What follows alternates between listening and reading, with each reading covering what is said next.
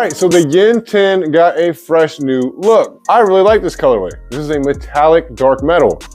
This is the paint I used right here. It's a Krylon color. Now, Krylon has a bunch of different metallic colors. They've got an oil rub bronze, which is the color I painted the tracker. And I like this one though. This metallic dark metal is sick. I painted the Chaz Carrington boat this color and it looks really good. They also have like a black stainless one. And I think they've got a couple other colors, but this was my favorite by far. I think it's sick. It has the look of like a battleship gray. It has sparkles in it. And the cool thing about this paint, it comes out super thick. It's hard to make it run. It goes on really easy. I mean, it takes a little bit of getting used to. If you can spray paint, this stuff will be easy for you to use, and it's cheap. These cans are like $8 a piece. I bought 8 total cans, so I have $64 into the spray paint itself, and it took me about 2 hours to prep the boat, sand it all down, get the stickers and stuff like that off of it, and then paint it. So 2 hours tops. It's a pretty cheap way that you can paint your boat. And this stuff holds up pretty good. I am gonna have to come back and put another coat on it though. This was just an initial coat. By the time I actually started painting it, the sun was starting to go down a little bit. So tomorrow I'm gonna pull it back out, put another coat of paint on it, but it's sick. I like the color. I think it's gonna look sweet with the turf color. The turf is here too. I'm gonna show you guys that in just a minute. Now, originally Ryan wanted to paint this boat red, and it would have been cool red, but this thing would have been super bright. Once you see the turf color, you'll understand why I didn't want to paint the thing red. This is gonna offset it, and once we get the decals and stuff on here, it's really going to look sick. Look at this thing, it turned out really good. I mean, for one coat of paint, I love it. It's like a battleship gray with some silver flake in it. I'm gonna show you up on the front how cool this thing looks. Look at that sparkle. It's really cool. I mean, for a spray paint, I think it's pretty dope. It's got like a silver flake that comes into it. And you'll see when you paint it, the silver flakes just go everywhere. But it's pretty easy to paint. I mean, it comes out super thick. Definitely gonna have to have 2 coats though. All right, so I did get some of these sheeting inside of this compartment right here. I'm just trying to get this thing finished up. I got a little piece to put over there next to the batteries, but you see that piece on the side right there? That big piece, that's where his black box is gonna go for the Panoptic system. Now, I'm not installing that, but the way I got that set up is pretty sick. This boat is small, it doesn't have a lot of room anyways, but the way this is gonna work, he's gonna have a battery there, and that black box is gonna be basically hidden right behind that battery. I'm gonna put a hole up in the front of this bench seat, all the way up with grommets, all the way up to the front. I'm gonna go ahead and pull cables through there and just leave them sticking out. That way they can just zip tie them or tape them up and pull all his wires that he needs to get through to hook up his grass up on the front of the boat. Not only will it hide it up in there, but it will make sure that it's protected and it's out of the way of everything else. And then the rest of this hatch is just gonna be storage. We got a lot of turf, so I'm not so worried about painting inside of any of these compartments. We are definitely gonna have enough turf to turf the entire boat inside and out, all the hatches. It's going to be dope. I did, however, paint inside of this back area back here because we're not going to turf inside of there. And I think it looks good. I'm probably going to have to come back and do another coat on it. Look, it puts off this sparkly flake on your fingers. It needs to be wiped down. This is how this paint works. If you use this paint, you do have to wipe it down, and then you can come back and reapply a second coat. So I'm going to be doing that tomorrow. But all in all, I'm extremely happy with the look of this thing. And once I get the logos on here, it's going to look money. But what I got to do is I'm going to finish up this little piece inside of here. I took the winch eye off the front because I wanted to paint it, and I didn't want to get paint all over it because it's stainless steel. I think it will look better without it. I'm going to go ahead and put all that stuff back on permanently. And I'm basically just going to try to finish up all the little bits and pieces that I haven't completed yet. That way I can get on to doing the wiring and putting this deck in here and trying to get the turf in this boat. Let's get back to work.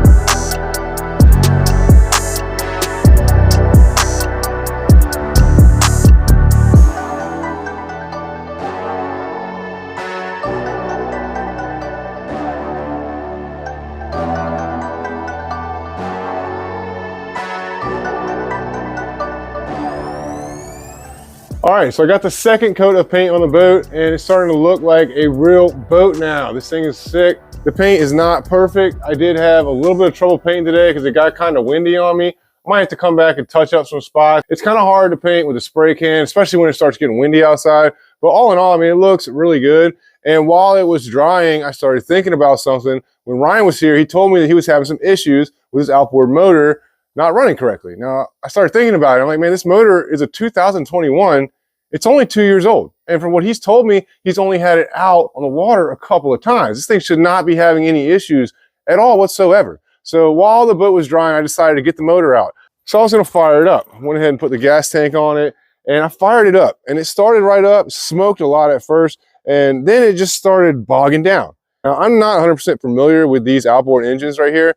A lot of the guys are running the Suzukis and the Tohatsus because these 9.9s can be upgraded to a 20 with a simple ECU swap out. There is an ECU on this motor right here. It's like the computer, basically the brain of this engine.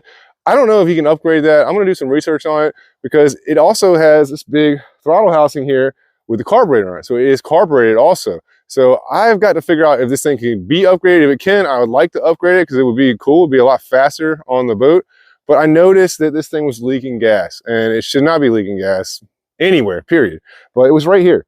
And this is like the bottom of his float bowl right here. And right in between this seam right here, let me get a little closer so you guys can see that. It was like right there. And it's a pain in the butt to get to because the screws to it are up underneath here. And then the screws that are actually attaching this piece in, there's one right here.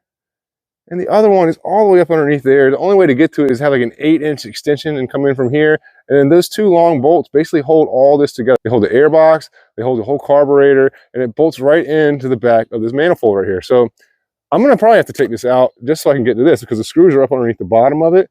There's no way to tighten them. I'm gonna take them off once I get this thing off of here and see if it's just like a gasket or something I can replace, or maybe they're just loose, I don't know. But I gotta get this thing fixed up because I wanna go test drive this boat, and I'm not gonna be able to do that if the outboard motor doesn't run.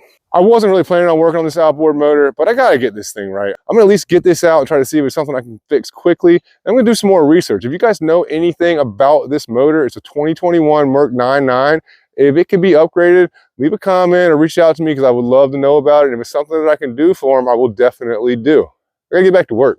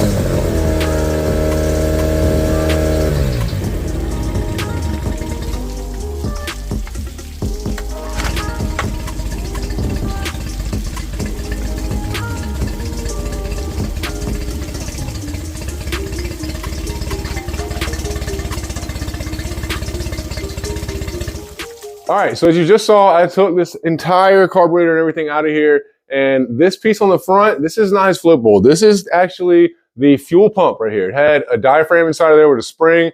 I just looked through it, it looked good. So I put it back together and I started it up. It's not leaking here anymore, but it's not running right. I called Ryan and got some more information about this outboard. Now, he hasn't done much maintenance to it. It's basically brand new, so he hasn't had to, but he did change the oil. When he changed the oil, he said that he put a little bit too much oil in here, and after checking the oil, it definitely has too much oil in here. That makes a lot of sense now, because if you put too much oil in there, it can cause back pressure and it can actually make your exhaust smoke. That's why we're getting all this smoke out of here. It's oil burning through the exhaust. So what I gotta do now is I'm gonna have to do an oil change on this thing. I'm gonna drain all this oil out. I'm gonna pick up some new oil tomorrow. I'm gonna fill it up with the correct level of oil in it. And then we're gonna try to run this thing again. Hopefully, fingers crossed, that fixes our problem and we can move on to something else.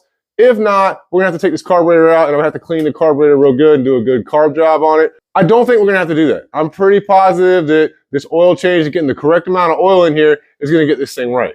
Let's get back to work.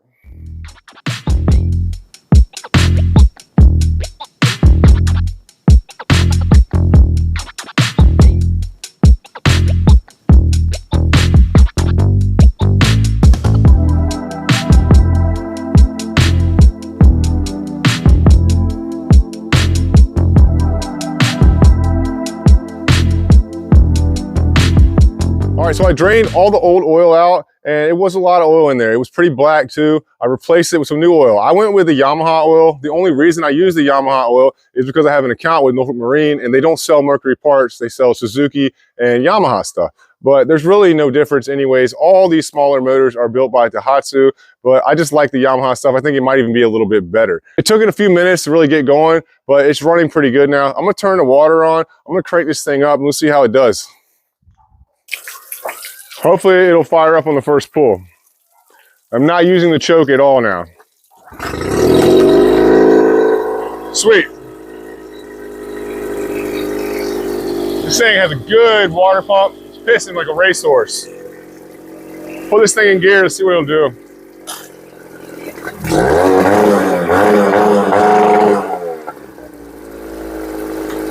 I'm back in neutral. I think it's gonna be fine. I'm gonna let it run for about 15, 20 more minutes, just at idle speed, make sure everything gets burned out of there good, and then we're gonna get on to something else. All right, so one of the other things that I have to do for this boat is I'm going to build a jack plate to put this motor on. Now the motor was sitting fine on the transom, but I needed that room in there for these hatches to swing open. Plus, it's going to be better for it if I bring it off the back of the transom about 3 or 4 inches, maybe 5, and I'm gonna bring it up about 1.5 inches probably. That's gonna put his cavitation plate probably about 1 inch below the bottom of the hull down here. And I'm hoping he's gonna get a little bit more speed out of it because from what I understand, I don't think you can upgrade that motor. You might be able to upgrade to a 15 carb, but it's just not gonna happen. I don't have time to do all that, but this jack plate is a must. So before I do that, I'm also gonna build a plate. It's basically like the wooden piece that was on the back of this thing.